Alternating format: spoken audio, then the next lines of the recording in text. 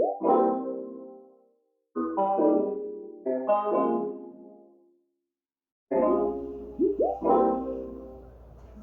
carnival experience started at 3 years old down University Avenue.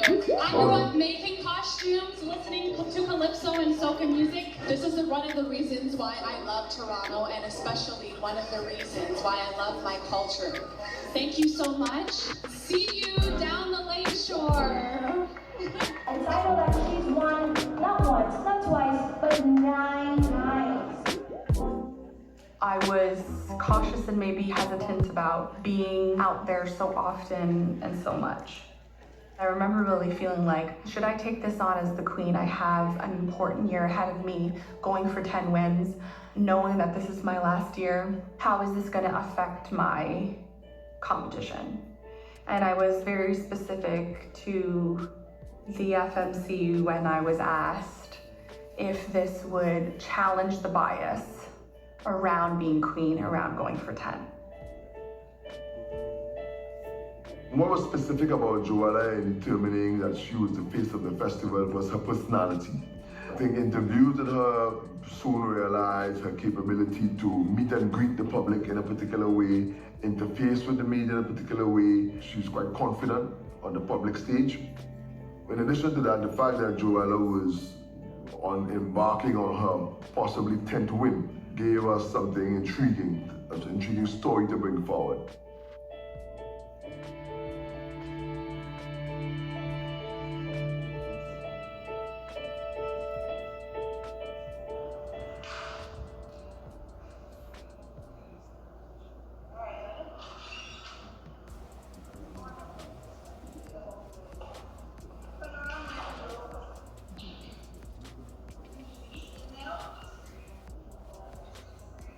This costume is reinforced by Mr. Crichton.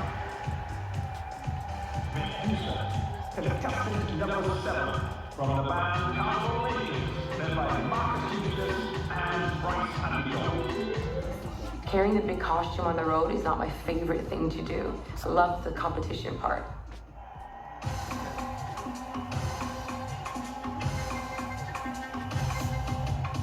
I don't do the female individual every year. Since it'll be the last time Joel's doing it, it'll be my last too, and it'll be all cute, sister, sister.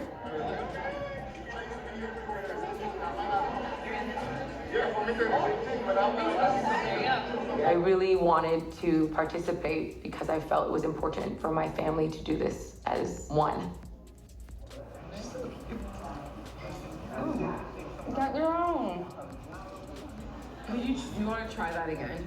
Got your own. We're almost there. Bring it down one more notch. Jesus.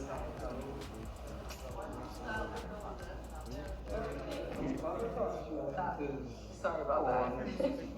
Here. Into the light. Skate start. From the darkness of hatred, a euphoric burst of promise and hope. Into the sunshine and light of love. I love it. Spreading the love into the future. This is Mishka Crichton. Oh my God, I love it. When he showed me the design, I always look at it, I'm just like, yeah, it's a winner. Kenny makes winners.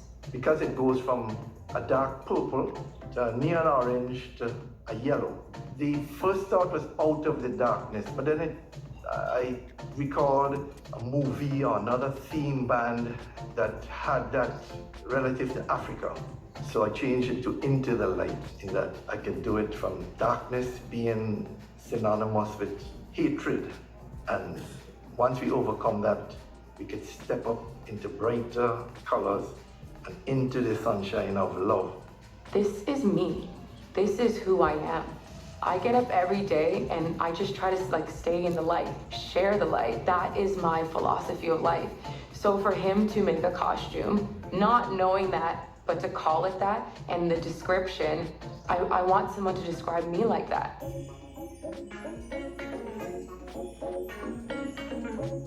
The first time I saw King and Queen, I just remember thinking, oh, I could never do this. There was so much intensity And I was overwhelmed by that in a way and excited by it, but I was like, no way, this will never be me. I used to do the female individual as a kid, and then I played junior queen one year. We decided that one year Mishka would do the individual and the next year Joella would do it. We'll alternate the big costumes between the two of them. However, that never happened. Every time it was Joella's turn, she said, No, I'm never doing it. Initially, when I thought of one of them stepping up, Mishka was first choice. One day I got a phone call from Kenny asking if Mishka or Joella wanted to play Queen. And then I said, okay, I'll talk to them. Anyway, Joella came home first and I mentioned it to her. And she said, oh, I would like to do it. So she got the first dibs. And then Mishka came along. Mishka, oh, yeah, but then Joella wanted to do it. So I'm like, okay, fine. All the time she had the opportunity and she kept saying, no. I wasn't sure if she would probably go for it. But she said yes. And here she is today. So this could have turned out completely different if Mishka came home first. Probably. It might have happened that way. Clearly the right person stepped up to do it because it's been an amazing ride. I knew they would ask me. I just knew somebody would ask me if I wanted to be queen. And my answer was going to be no.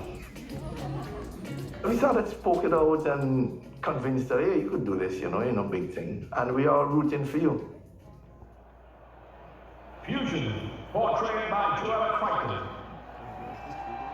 Toronto Caribbean Connection, led by Kenny Cruz.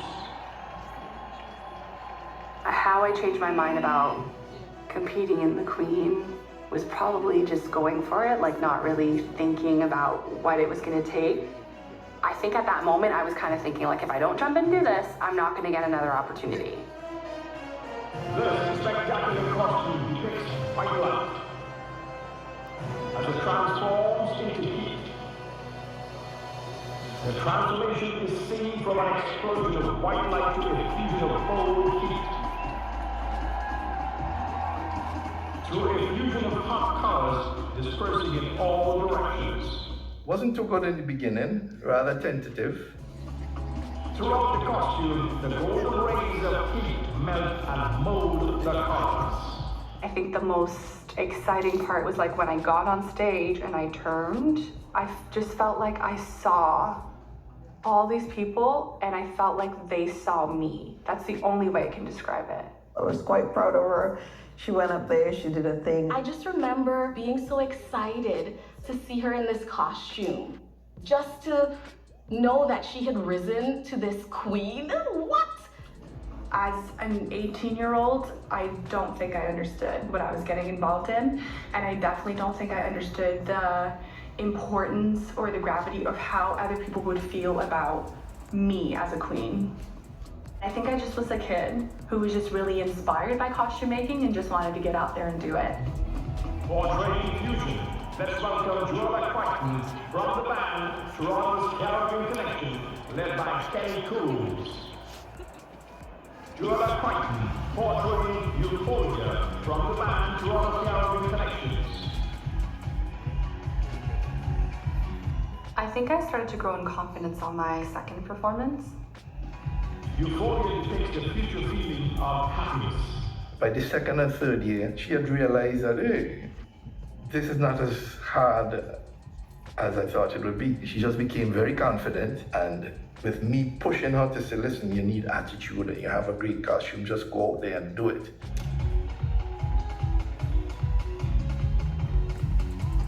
It was that second performance and I was like, okay, I can do this, I can do this, I can do this. And then that drive really kicked in. In 2007, I had a great costume called Fusion in Bloom. Someone had been winning Queen for a few years in a row and I had lost to that person and other people. I knew I needed something really unique. That point in time, the thinking was do every color, because nobody seems to be doing that. We spent hours working on it. The goal was to win Queen that year, had never won. Leading up to the day, like I could just hear it in their voices. They kept saying, this costume is gonna be it. We get to Lampwood Stadium and put the costume up, everything was going fine. Everybody from the stands was like, whose costume is it? Whose costume is that? So you can kind of see them being set up in the back. You could see like being pulled towards the stage, and like this thing is massive. And there's my lean sister in the middle of it. How is this little girl gonna pull this thing? When I got strapped in at the edge of the stage, I felt an immense amount of weight on my body. It felt like I had 4 men standing over me, and I had never felt like that before. I got on stage and I made a big turn. And the lights hit the costume. Everything starts glittering and shining. And the crowd went, oh.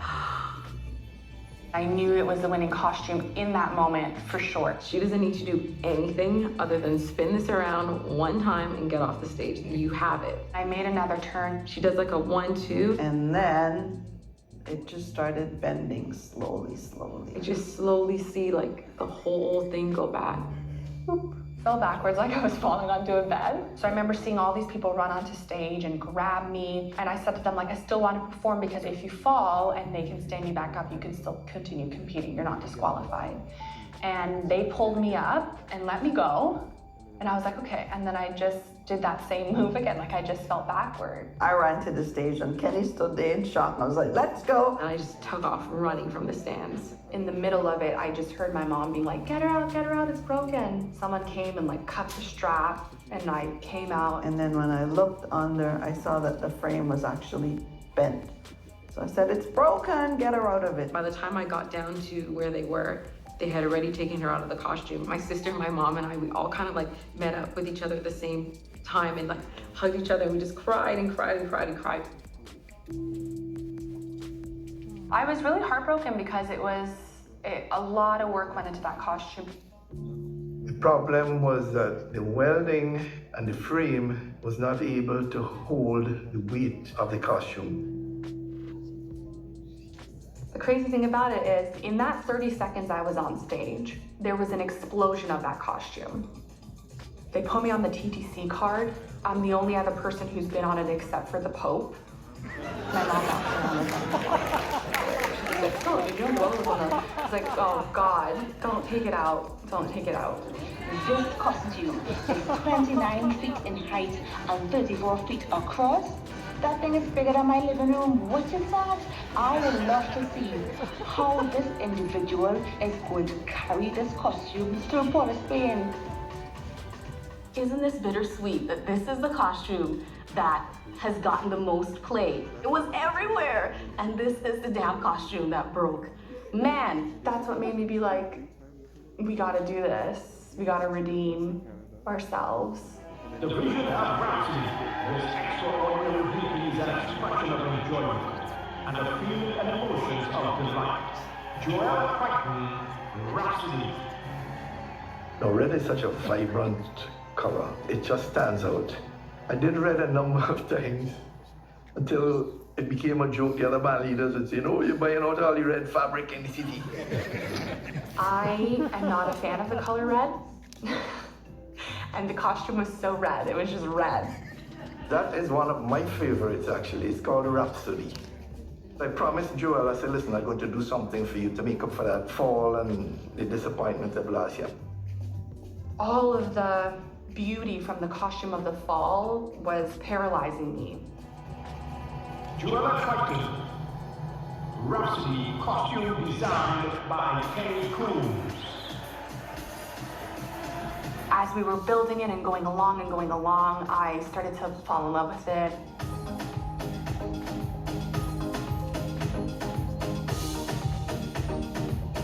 When I was on stage that night and I decided to really play with the costume,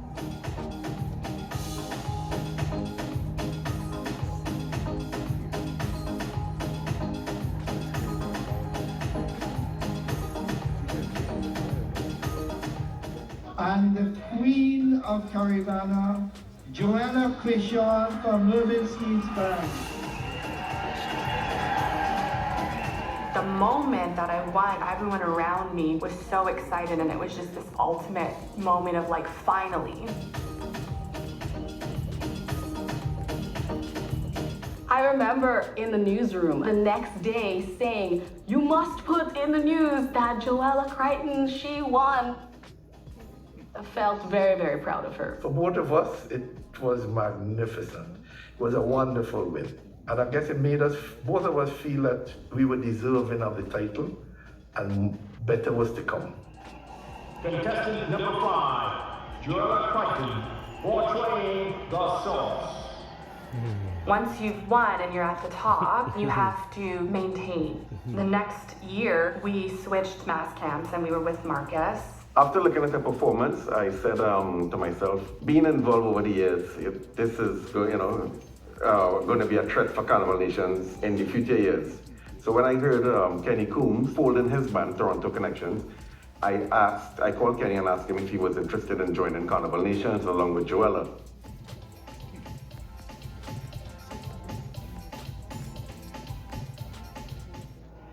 They had this really beautiful theme about flowers.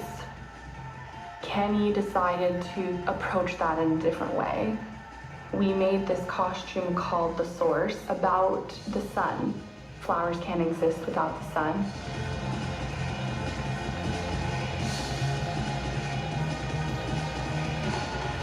Let's hear it for contestant number 5, Joella Crichton, portraying the Source from the band Carnival Nations. Calypso in Black, a tribute to the mighty Sparrow, portrayed by Joella Crichton. Costume designed by Kenny Coombs from the band Carnival Nations.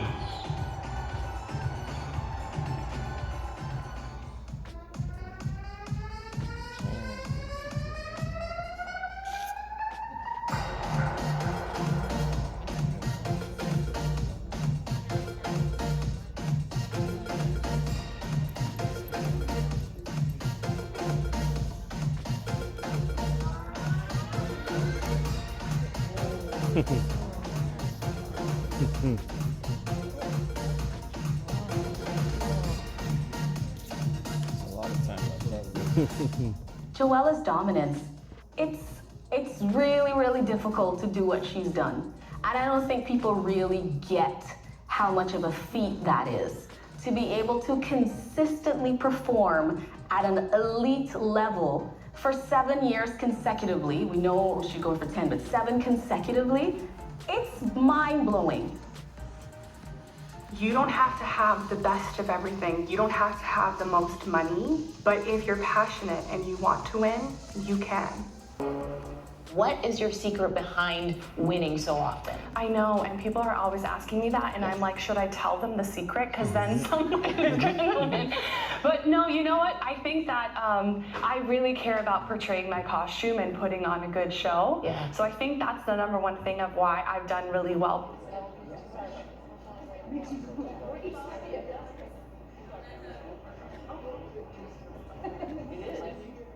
A queen is a person with dignity. A man is a beast with ill intentions. One of the blessings and one of the skills that has really helped me all the years of being queen and being on stage is just like my background in performing arts. My comfortability, my willingness to make that moment really spectacular. I'm just as bloody woman. No, you're a queen. You're my queen. What makes a good performance is being able to be vulnerable and share with your audience how you're feeling about your costume or how you're feeling in the moment. That takes courage because people can judge you for it.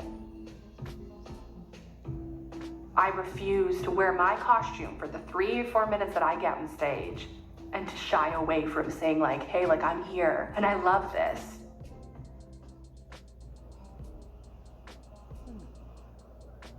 My carnival experience started at 3 years old down University Avenue. I grew up making costumes, listening to calypso and soca music. This is one of the reasons why I love Toronto, and especially one of the reasons why I love my culture. Thank you so much. See you down the lakeshore. Joella Crichton, the face of the 2018 TIFF Toronto Caribbean Carnival. What I think is really a key point is that the festival has been placed here in Toronto in a society that doesn't know it, and a lot of the years have been just trying to develop acceptance in the Canadian society to understand why we do this. And so that structure and that deep-rooted understanding of the traditions of carnival don't exist here. We're trying to create them here. I think the first time I really recognized that people in the outside world don't see carnival as a real thing was actually when I was in university. I have my degree in fine arts and I took a course in art, in other areas of art. The professor kept labeling the art I grew up doing as craft, and I was like, well, how come you think that costume making, wood carvings, basket weaving, or anything that we do in the Caribbean as craft versus fine art? I wrote this huge essay because I was so, I don't know if I was disgruntled, but I was confused because to me, it is real art. Before you even build a costume, there's a lot of thinking about what's the theme, there's history involved. So there's a lot more than just arts and crafts. Sometimes you're not appreciated. You know, an underappreciation of the art and culture and the hardship and the work that goes into it. They just see the beauty of the final product and say, this must be so nice to do and so easy to do. It's not so at all. Lots of hard work and endless nights. To put a label on something as a craft or not real or just for fun really squashes those people who make that art and defines it in a way that I think financially affects it, emotionally affects it.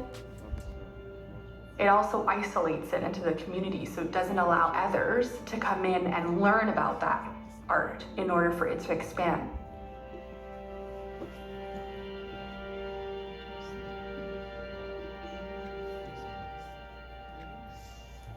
If the festival was promoted as an artistic festival, I think that would help support it. Financially, it's challenging to get ahead. We aren't given anything to make our costumes. Where is the support for people who make these costumes day in, day out? Where is the help to put on the show? It would be about $12,000 to produce a decent costume. It costs just as much to produce a decent female individual. So you could easily spend close to $20,000 on those two costumes, and the prize money for the queen is a little over $4,800. The prize money for the female individual is about $3,500.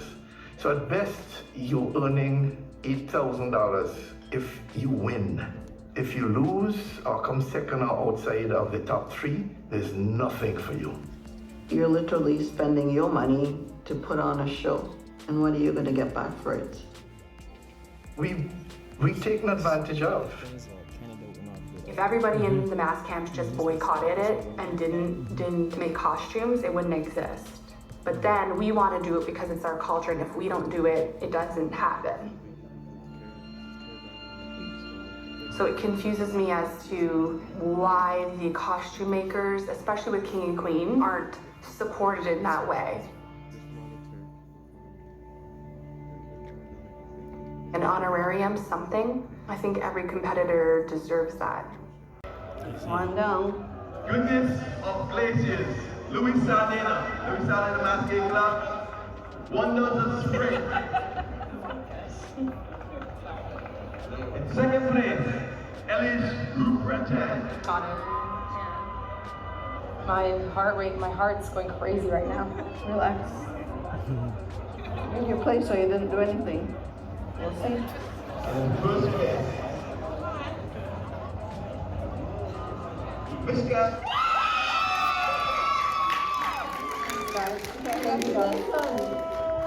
One more to go. Oh, so happy for Mishka to win.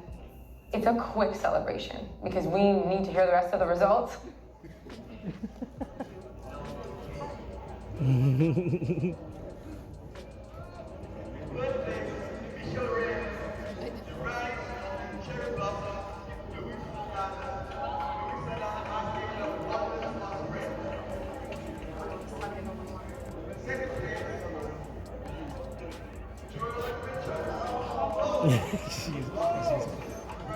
She could do. Okay.